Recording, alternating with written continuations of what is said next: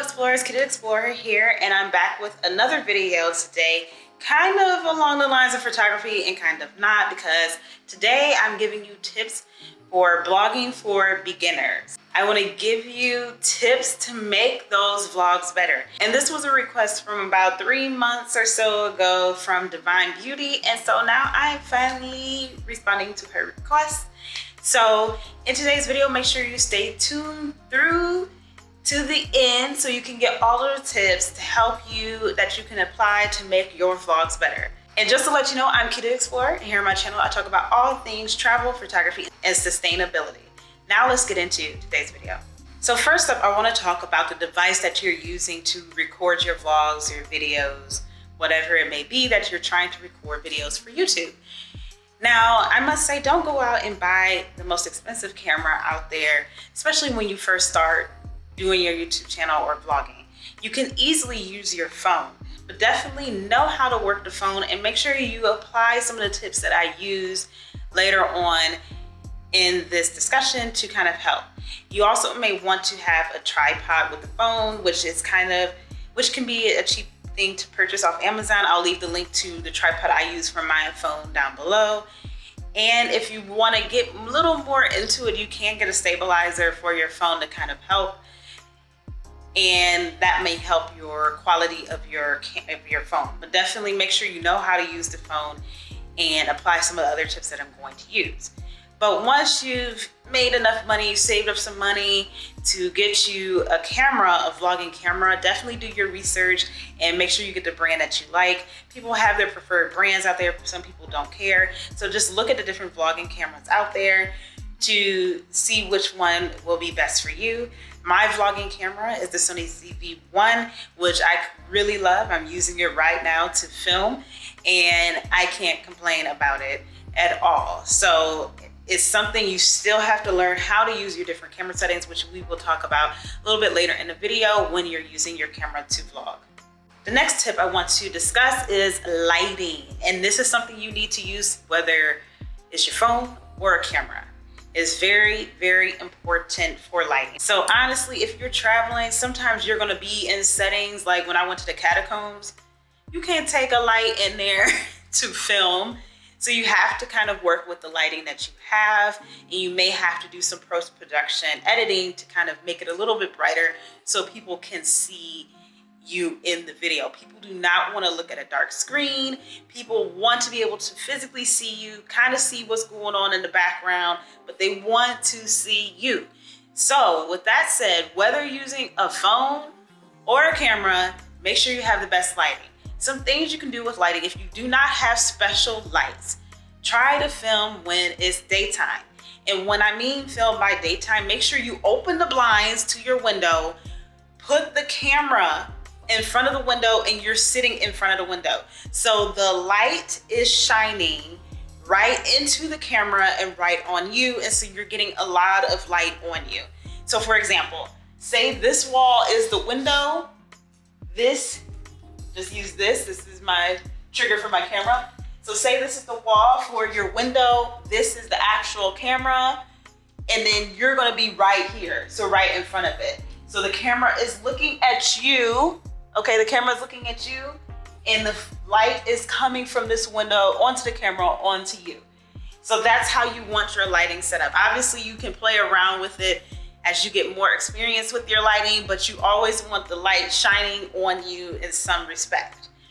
Now, if you want to upgrade from using daylight, which I've used a lot, I've used daylight a lot, especially when I'm traveling, I have to use daylight. You can get you some studio lights. There are a variety of different lights. I particularly do not care for ring lights, but that is an option out there a lot of people use. I have some umbrella lights, which aren't my favorite also. I use them for different manners, but I did use them in the past when I first started out. So there's umbrella lights, and then there's also big studio box lights, which is what I'm using right now. I set up to shine lights on me as I'm filming or doing photography. If you don't want to buy lighting and it's not daytime and you need to film, that's the only time you can film, so it's late at night, try to get a room that is very well lit. Do not go in your bathroom with the dim lights. Go somewhere where you have a lot of lighting, and try to set up your camera in that manner where the light is kind of shining into the camera and the camera is pointing to you. So you can have the best lighting on you as the subject, or whatever the subject may be of the video. So make sure you have great lighting for your videos. It will definitely help out. The next thing I want to talk about for a tip to make your vlogs better is your appearance. Now, obviously, depending on the topic of your video and what you're doing, your appearance is not going to always be A1. And that's understandable because of that moment of the video. I mean, I've had some parts of the video where I'm like, I haven't put on makeup yet, or, you know, the day of the vlog is finished and I have, you know, wound it down a little bit and I'm in the bed laying down. That's fine. But don't make the whole video and you just like, you know, obviously your lighting's not good. You know, you look like you haven't slept in days or something. You're hungry, so you're angry. Don't rush it. If you're sick and you can't mask that you're sick, maybe not record. We don't want to hear you sniffling through the video. So make sure you bring your best appearance and make sure you are yourself. I have watched some videos where I'm like, I could tell that person is not being genuine and they're not being their self. And I know it takes a while to get to that point, especially being in front of a camera. Some people get nervous. So the more you practice, the more you do it, the better you'll be. Because I don't want to watch a video and you saying something that this person has said on their video and I know that person is being real about it and you're not. So let's not do that. So bring your best self forward to the video, whatever that best self is. Another thing you want to consider to make sure your vlogs are the best that they can be is to make sure the audio is the best. So that may mean you have to wear a microphone sometimes. I have, especially if I'm using my phone, I may have a microphone attached somewhere in my clothes so you can hear me well. If you are using a phone, when you start recording, give it a few seconds to record, because sometimes I've noticed that it starts out really low and then picks up in volume, and you can hear that in the video. I've watched some people's videos and I'm like, dang, they're really quiet, and all of a sudden it's just super loud and you can tell they haven't adjusted anything. So make sure you play the first few seconds of the video before recording if you're using your phone, and then start talking if you do not have a microphone. There are a variety of different microphones out there, and some vlogging cameras have microphones attached to them, or you can get external microphones as well to attach into your camera that, you know, you can speak into and all that stuff. So make sure you have the best audio. Obviously, if you're starting out, just use what you have. Just make sure you use that tip of not starting right away, because your word's gonna be cut off, or you're gonna be too quiet and then it's gonna jump really loud, whatever. And if you are recording somewhere and you come back and you're like, the background noise was just super loud and I can't really hear what I'm seeing in the video, that might be a time you wanna put up captions so people can read what you're actually saying. If you can't see your face in the video, like maybe you're recording what's happening like in a travel vlog, maybe just do a voice over so people can actually hear you explain what's happening, instead of us struggling because it's super windy and we can't hear what you're saying. Okay, so now you have purchased a camera for your vlogging and you want to make that better. So you definitely need to pay attention to the camera settings. So I've talked about in prior videos, camera settings for just taking photographs, and those camera settings apply for vlogging as well. It's definitely something you need to practice and learn what to do with your camera. And you may need to take a few moments before you start recording a video to kind of understand how it looks in the viewfinder. My viewfinder is right over here that I'm pointing to and looking at right now. And I can see before I start recording that I look okay. My lighting's okay, the coloring is perfect. But do not look at this viewfinder. I should not be looking over here because I'm no longer talking to you. You're here.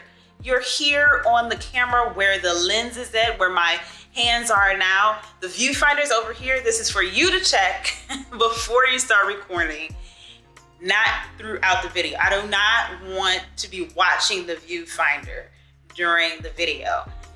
That is one of my, oh my God, I can't stand it when I watch a video and the full video, that person's looking at the viewfinder, unless it's for a specific reason. I know some people may use a viewfinder because they're applying makeup for a video, you know? So they're doing that, and that's okay.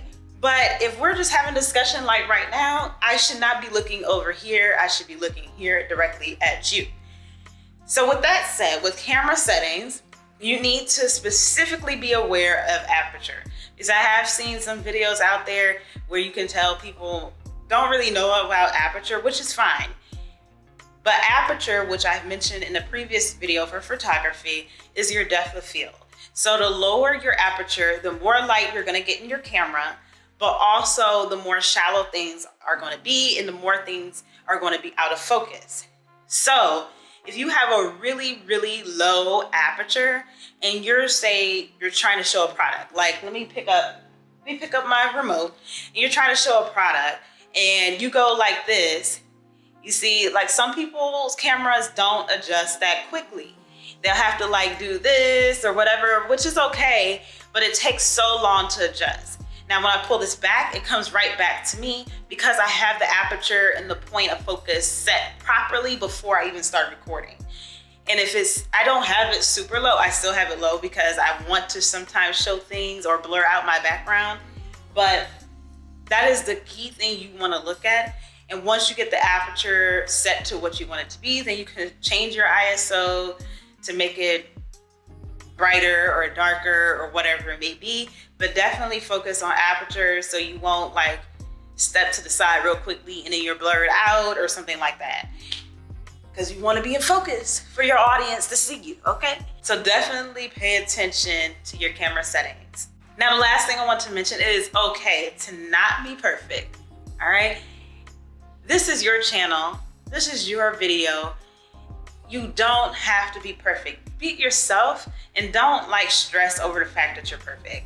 I know I make a lot of edits and stuff, and I do recommend like when you record a video to go back and edit it and make sure I don't hear your smoke detector in the background beeping because the batteries are low, and plus that's also a safety hazard. So make sure you edit certain things or cut certain things out. I don't need to know that you're going to turn off the camera or anything like that. That should be cut out of your video. Obviously, not everyone has editing software, but you can easily, you know, put things on your phone, your computer, your iPad, whatever it may be, and just shuffle it to the part before you cut off your camera or your phone. So you don't have to be perfect. Just make sure you do your best, and over time, you'll get more into a flow and figure out what works best for you over time. So don't be perfect, don't stress out, but don't be raggedy either, because we'll see it on camera. So be yourself, relax, and enjoy making videos for YouTube. Okay, explorers, I really hope you enjoyed this video and these tips to help make your vlogs better. If you enjoyed this video, make sure you hit the like button. If you have any questions about this topic, make sure you leave it down below in the comment box and I'll get back to you.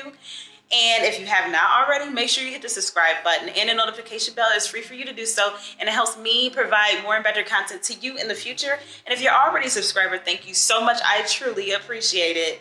Make sure you share this video with your friends, family, and social media networks. And make sure you head on over to key2explorer.darkroom.tech and purchase you a print that supports my business and will decorate your space from places around the globe. Thank you so much for watching. Have a great day or night wherever in the world you are. Bye.